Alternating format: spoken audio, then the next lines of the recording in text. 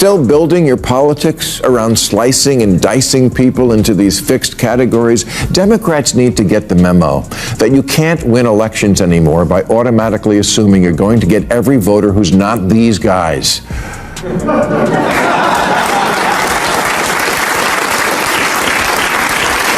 The more you obsess over identity, the more you ignore the bread and butter issues that win and lose elections. Less than 1 in 4 Democrats under 30 say they're proud to be an American. 54% say they're embarrassed by it. Embarrassed? Like America's your mom picking you up at school? You're embarrassed to be an American? Politics was supposed to unite people, but the result was the exact opposite. And Bill Maher just tore the Democrats apart for it on live TV. He didn't slow down for a second. He didn't soften a word. But before we move further, if you enjoy short commentary videos with full breakdowns, take just 2 seconds to subscribe to the channel. Alright, now let's get back to our Democratic Party's current approval rating is 21%, which is only slightly more popular than Kanye's swastika shirts.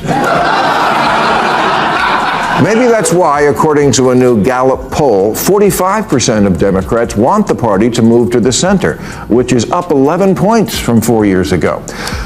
Now, whenever a political party finds a real star president, the other side always says, well, we have to find our Bill Clinton, our Reagan, our Obama. Well, the Democrats need to find their Trump. Not the authoritarian part, but the part where a politician bonds with everyday Americans because he talks like them. And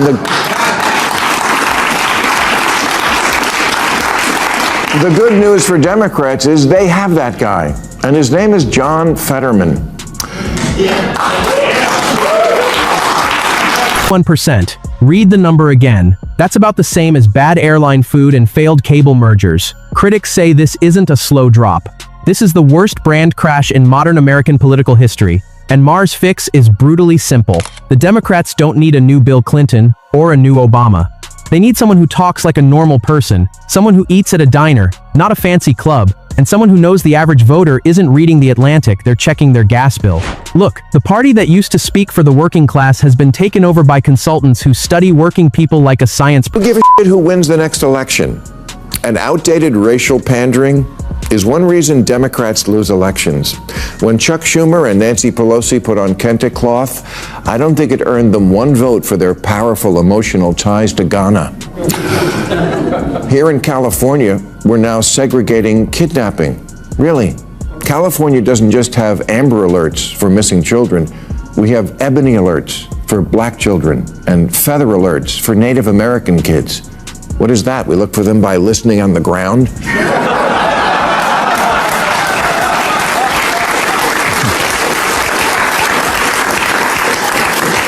Look, even if you like identity politics, this kind of thing is antiquated. From 2010 to 2020, the number of people identifying as multiracial in America went up 276%. And Nancy Pelosi kneeling in kente cloth on national TV. Some critics say this was the moment the Democratic Party lost its soul on camera. And Maher's California example is the perfect proof of a party that has swapped real policy for silly slogans. What normal parent needs the government to color code their kid before searching for them?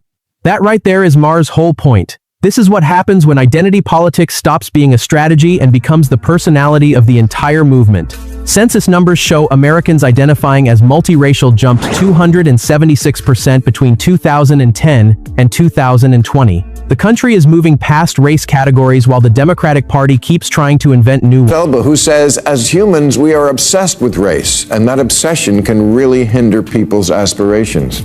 Actress Raven-Symoné agrees. She told Oprah, I'm tired of being labeled. I'm not an African American. I'm an American.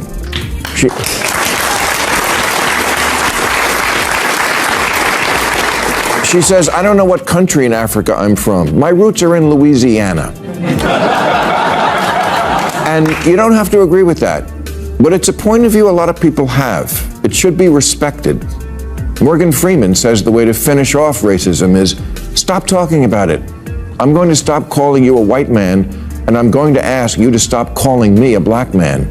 There's even a movement now to ban racial questions on the census, and many of its leaders are people of color, like Professor Sheena Mason, who says to undo racism, we have to undo our belief in race.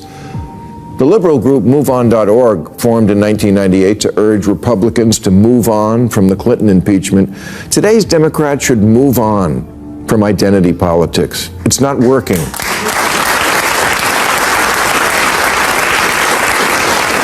It's not working for them or for us. Democrats are hemorrhaging the very voters they think they're pandering to.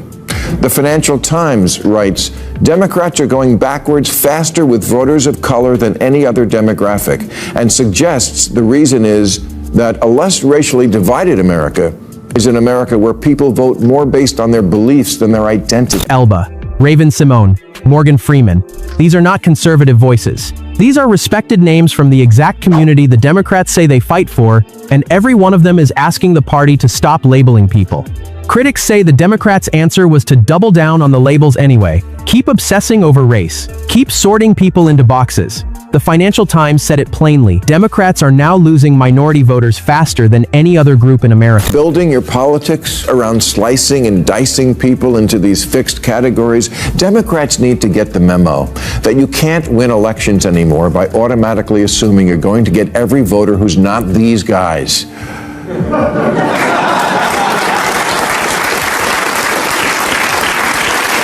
The more you obsess over identity, the more you ignore the bread and butter issues that win and lose elections. The real issue is class, not race, and the real gap is the diploma divide, and the real future of the party and maybe democracy depends on Democrats. The real issue is class, not race. That is the line every Democratic strategist should tape to their bathroom mirror. Now voters without a college degree from every background are walking out on a party that treats them like a boring number in a chart. In Maher's view, until the Democrats stop obsessing over identity and start caring about the price of eggs, they will keep losing every kitchen table voter in the country. And the proof is right there. In 1990, 2 out of 3 Americans believe Democrats fought for poor people better than the other side. By 2024, that number dropped to just 42%. The working class walked out. Tell the usual suspects on the far left that the saying is, when you're in a hole, stop digging, not keep digging. Talk about doubling down on what got you in the first place. Even the one concession I've heard a few people on the losing side offer, that liberals should stop saying the Trump voters are stupid, comes with a kind of unspoken parentheses. We know they are stupid, just don't say it.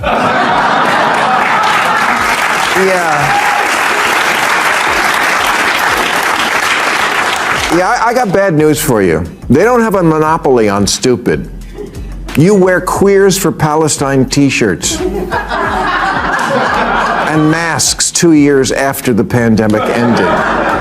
And you can't define woman, I mean person who menstruates. You're the teachers union education party, and you've turned schools and colleges into a joke. You just lost a crazy contest to an actual crazy person.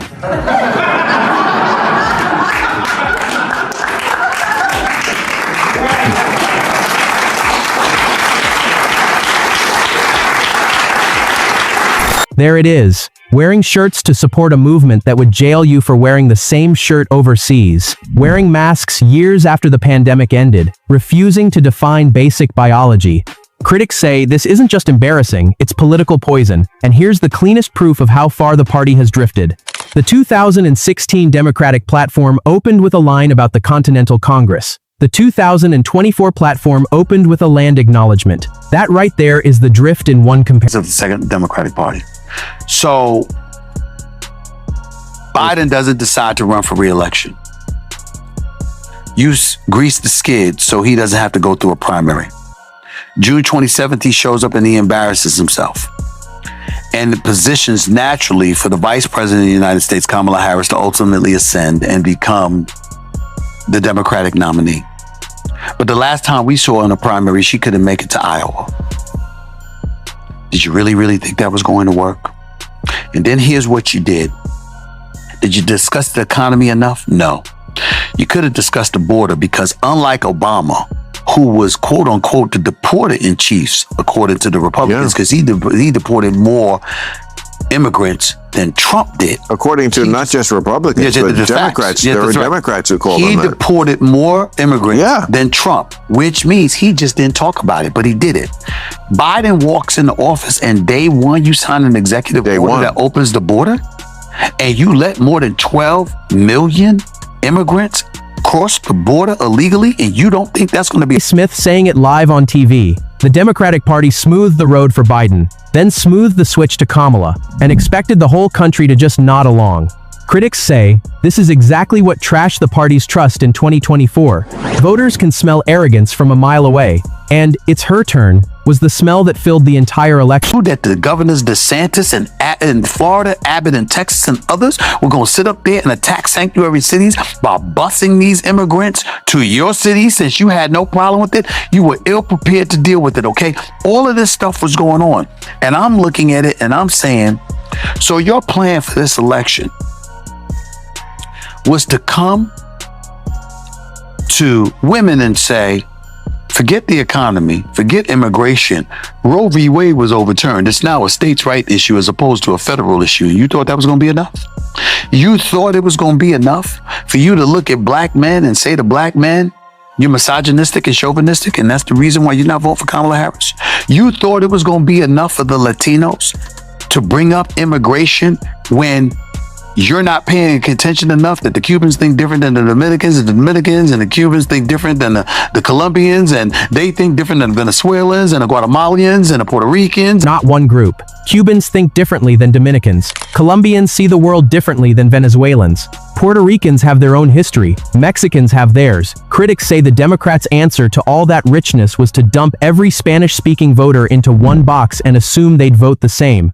To Maher, that was an insult. And in 2024, those voters returned the favor. Republicans won 48% of the Hispanic vote, the highest for the other side in over 20 years. These Latinos in America want the borders closed. You didn't pay attention to that? You're from California. You were a district attorney here. You were a state attorney general here. You were a senator representing here. And you didn't know that the Latinos were going to say, yo, we don't like open borders? You didn't know that? Yeah. And so I'm looking at it and I'm saying all of these things are going on. All of these things are going on. And your argument essentially was, you didn't say it, but this is essentially your argument. It's her turn. It's her turn. No, the Republicans don't play that. They say, hell with all of that, whose turn it is. We want him. Who do the Democrats want? If you ask them today, they still don't know. They said Kamala because it was too late to say anybody else. But you didn't know who they would say if there was a primary. And also because the Democratic Party is ideologically captured by identity. Ideologically captured. 2 words. That's the diagnosis. Critics say this is the moment Stefan did what most political pundits are too scared to do: tell the Democratic Party the truth to its face. In Maher's view, this takeover happened slowly at first. Then all at once, activists who care more about vocabulary than voters, consultants who care more about seminars than swing states. The country watched it happen in slow motion and voted them. That's how people think. Are you going to represent me? So you might think philosophically one way about something, but for example, in San Francisco, they had a pretty woke board there for a while that they got rid of, that they got voted out because they were discriminating against Asians, and there's a lot of Asians in San Francisco, and they got rid of the like the merit test or the genius test, something, because it was too many Asians were getting in, and they wanted to be, and again, this is equity, they wanted the racial quota of it to be, let me finish. No, they I'm wanted, not. okay. I'm about to agree with you. They wanted, they wanted to be more. Francisco, the bluest city on the West Coast, and even they had enough. When the woke school board tried to punish Asian American families for scoring too high on merit tests, the Democratic voters kicked them out. Critics say this was the moment the identity politics fever finally broke inside the party's own base. Look, if San Francisco Democrats are saying we're done, the rest of the country has been saying it for years. Thing I think you and I are eye to eye on, like, we're old school liberals. Yes. You know, we were always there for the cause, but then there's people now who just want to, like, always make a thing where there isn't a thing. I had somebody try to tell me that this was a thing and it is for a lot of people, a project they should work on, getting more African Americans to play baseball. It's like, why? If they want to play baseball, it would be a problem if there was a law against them playing, as there once was. That would be a problem. But they are free to play baseball if they want, or to choose another sport or no sport at all. It's a problem where there isn't one. That right there is the entire modern progressive playbook. Critics say every issue now gets manufactured. Every difference gets politicized. Every human choice gets turned into a fight about oppression, and normal Americans are just tired. To Maher, real liberalism used to mean freedom, the freedom to pick your own sport, your own career, your own path. The modern left replaced that freedom with a chart. Everyone has to be sorted. Everyone has to be counted. Everyone has to be handed an identity. Obviously suicidal for the Democrats to die on this hill. I mean, this is the... That's what people are saying. Yeah. That's the phrase that comes up a lot. Why are you dying on this hill? Yeah. Especially since it's not even a noble hill. I don't think. No, I mean, I think it's a morally confused hill at best, and a psychologically confused hill. And I'm not sure. I mean, this is a very complicated topic, but it's clear that this specific activist orbit is politically just an absolute dead end. I mean, the topic is such a super stimulus for at least half the country that they will resist it without any other political concern. Hill. Some critics say the Democrats keep planting their flag on issues half the country actively rejects, then they act shocked when they lose. In Maher's view, the party leaders know it. They see the polls, they see the swing districts, they see the young men walking away, but the activist wing has such a tight grip on the primary process that no one dares say it out loud. The AEI reported that Democratic support among young men has dropped by double digits over the last decade. Biden had a 2.5-point youth lead in 2020. Kamala had only 4 points in 2024. That's a 2-1-point crash in a single... I'm going to throw in the best bottom the Democrats have, Pete Buttigieg.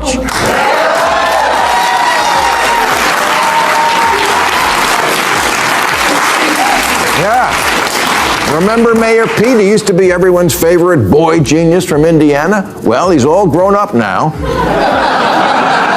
And he too seems to be trying to send a message that he wants to join the reality wing of the Democratic Party. A month ago, he stopped posting his pronouns.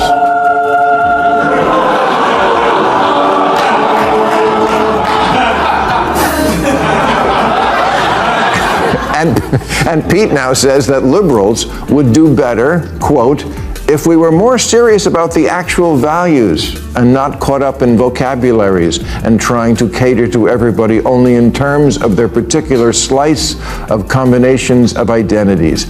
Exactly.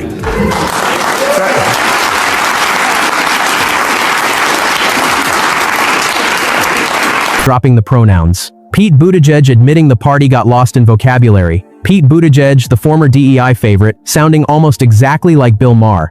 Critics say when Mayor Pete is saying it out loud, the whole game has shifted inside the party. To Maher, this is the first real sign that the reality wing is finally They get thrown off them.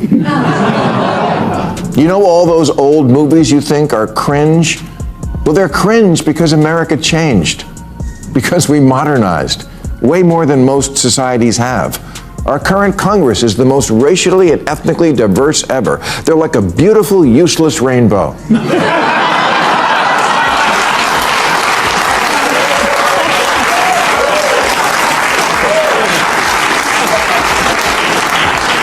And we proudly live in a land where every TV commercial features a mixed-race couple, including the ones where it makes no sense. Mom's black, dad's white, and the kid's Asian. But here is the dilemma for Democrats. Their young people, their key constituency, not only don't like their own civilization, they like the wrong one. They actually think Hamas is a liberation. Useless rainbow. That's the phrase. And it lands because it's true. Critics say the Democrats sold the country a fantasy. If the room looks diverse, the results will follow. Instead, the country got the look without the results. And Maher's line about young progressives cheering for extremist movements is the exact reason parents in swing districts stopped trusting the party with their kids' schools. In Maher's view, the moment your own base is cheering for movements that reject every value your party claims to defend, the game is... 1 in 4 Democrats under 30 say they're proud to be an American. 54% say they're embarrassed by it. Embarrassed? Like America's your mom picking you up at school? You're embarrassed to be an American? Well, guess what? The feeling's mutual, because you have no perspective. Is America perfect? No, of course not. No country is. Although don't get Tucker Carlson started on Russia.